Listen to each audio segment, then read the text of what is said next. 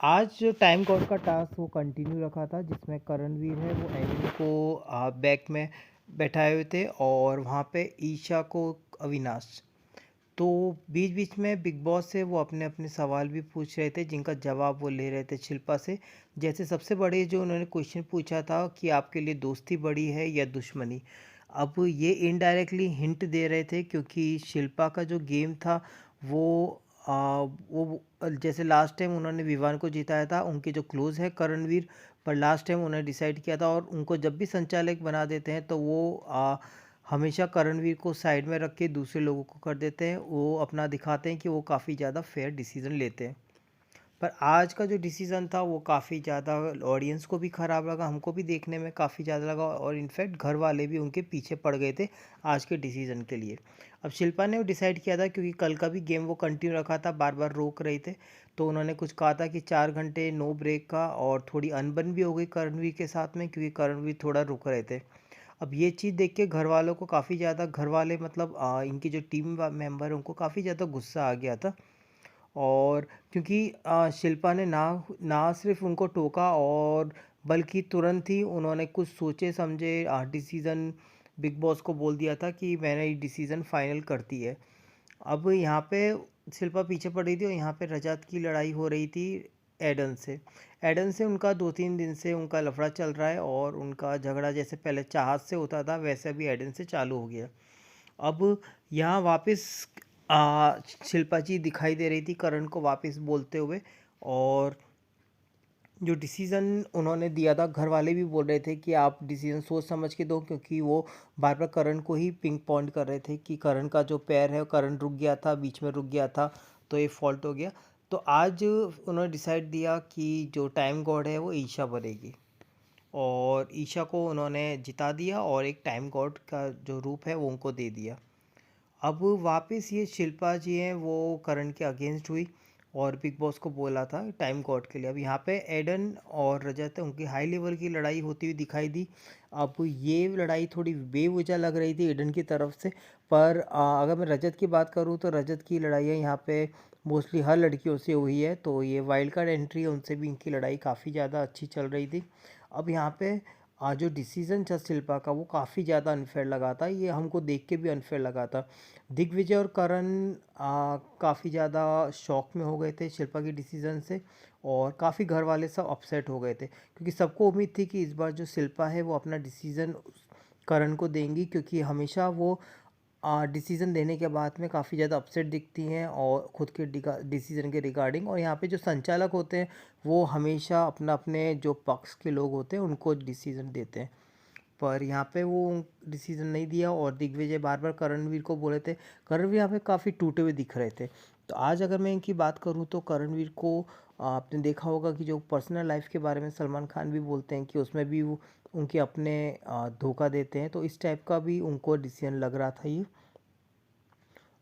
दिग्विजय भी बार बोल रहे थे कि तुम अपने दिल की बात बोलो, पर वो कुछ बोल नहीं रहा था, और ऑडियंस को भी काफ़ी ज़्यादा मुझे लग रहा है देख के दुख हो रहा होगा।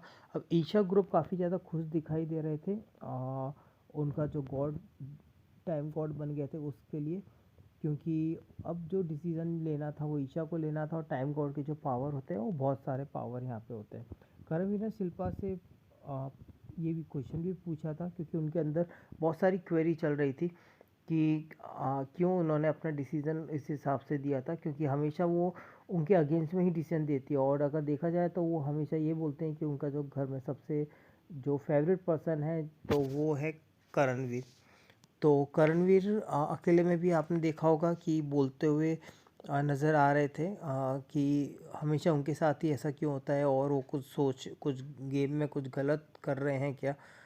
तो उन्होंने ये भी शिल्पा जी को बोला था कि उनके ऊपर 20 किलो एक्स्ट्रा था, फिर भी आपको थोड़ा जो रूल्स है वो इधर उधर डिसेंड करना चाहिए था। पर शिल्पा जी को हर टास्क की तरह इसमें भी बाद में भी रिग्रेट हुआ था, पर ये मुझे लग रहा है कि जब तक बिग बॉस में रहेंगे तब तक उनका जो डिसीज़न अगर बिग बॉस उनको बनाते हैं तो ये डिसीज़न उनका हमेशा करते रहेंगे, और करणवीर को वो अगेंस्ट में रखते रहेंगी।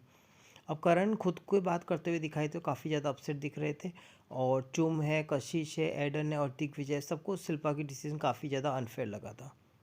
यहाँ पे रजत और चाहत को समझाते नज़र आ रही थी और बहुत टाइम से जो लड़ रहे थे दोनों के दोनों। आज का ये जो सीन था वो काफ़ी ज़्यादा फ़नी भी लग रहा था क्योंकि चाहत उनको बड़ी अच्छी तरह से समझा रही थी।